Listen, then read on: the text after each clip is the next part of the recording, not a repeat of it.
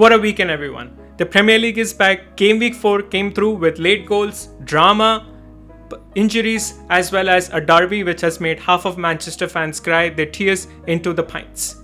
Arsenal fans are singing again, Chelsea fans are shaking their heads, Liverpool fans behaving like scoring late goals is a strategy, and Manchester United fans, maybe you should log off Twitter for a little bit.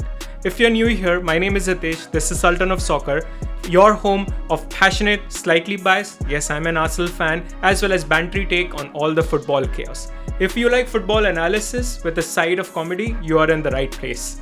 Well, Game Week 4 is done, so let's strap in and review what happened over Game Week 4. The table is already flipping and flopping. Liverpool are back at the top with their 4 wins in 4 matches. Arsenal stamping back their authority. City asserting their dominance. Chelsea fiddling with their leads. And then United, well, they're still trying to find their identity. Arsenal's 3-0 win against Forest at the Emirates. It was Forest's first game under Ange Postecoglou, which turned sour really fast. To talk about goals, it was in the 32nd minute, Zubimendi with the beauty picked up the ball from a corner flick, volleyed it in from the edge of the box. Slight deflection from Elliot Anderson, but it was all about the movement and the technique. In the 46th minute, just after halftime, there was a good counter-attack movement. Calafiori picks up the ball and lofts it. Eze times his run perfectly, crosses low, and Gyökeres buries the ball from 6 yards out. No messing around. In the 79th minute, Zubimendi again, this time with his header. When the ball went to Trossard, he flicks it back into the box and Zubimendi buries it. But to talk about the key moments for this match, in the 18th minute, Odegaard, we saw that he limped off. It was again that same shoulder again that was bothering him. It could be a concern to the run-up in the tight fixtures.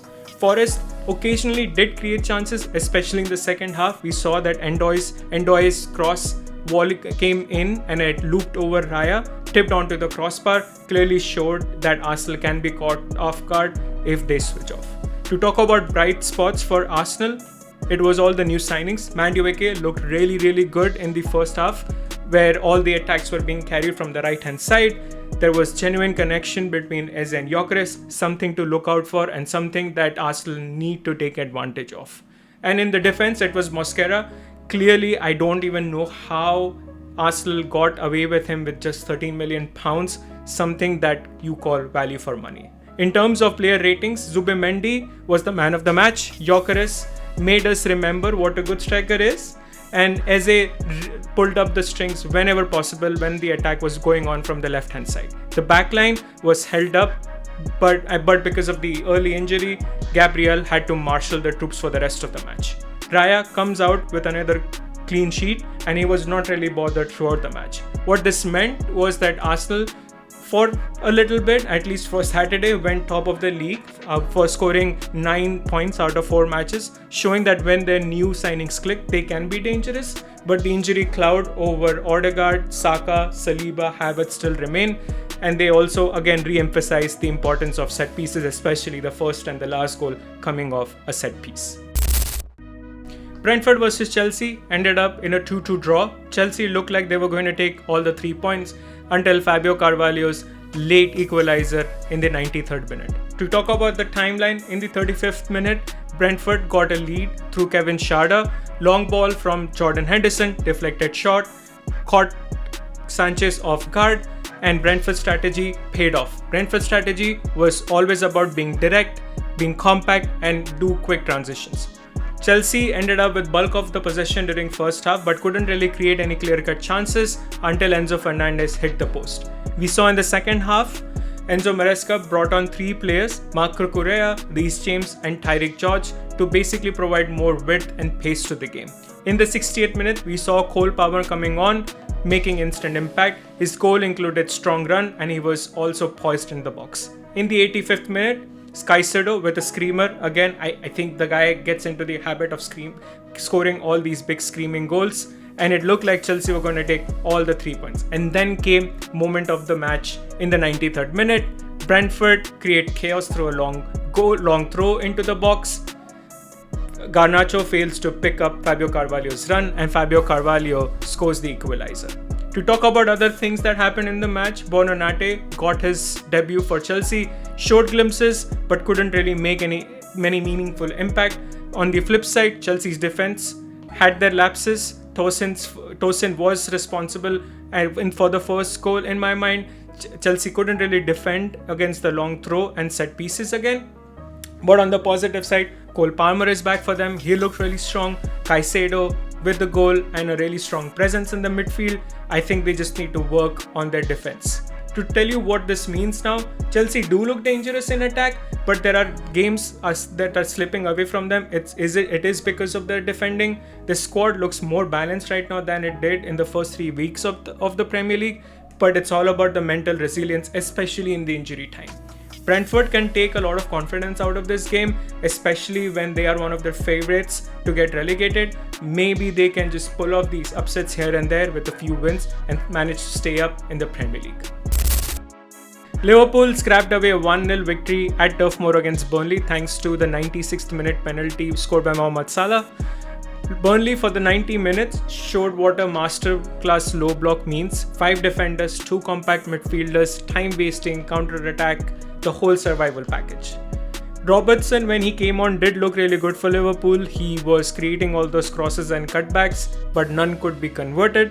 We also saw Florian Wirtz, who actually looked really good in this match according to me. He was trying to pull the strings in the midfield and also had 2 shots blocked.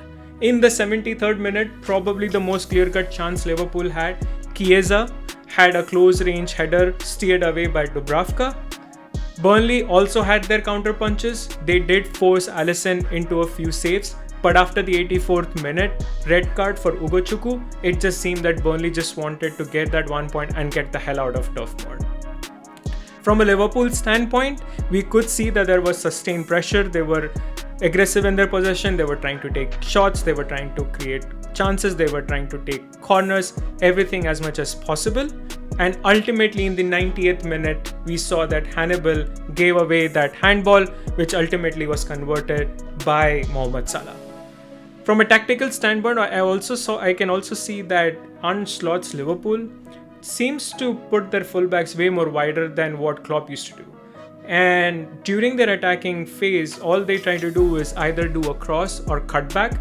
But when that doesn't really work for them, the central area at this point looks a little weak. And that might just be because of Florian Wirtz still getting used to the league, as well as Alexander Isak once he's fit.